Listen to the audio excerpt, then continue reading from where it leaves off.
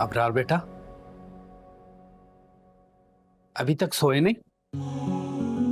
बस चाचा, नींद ही नहीं आ रही। आप तो हमेशा जल्दी सोने के आदी हैं।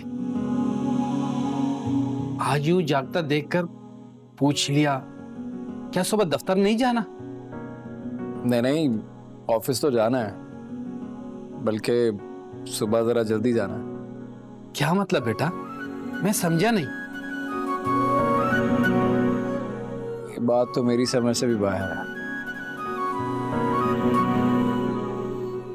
ठीक है बेटा।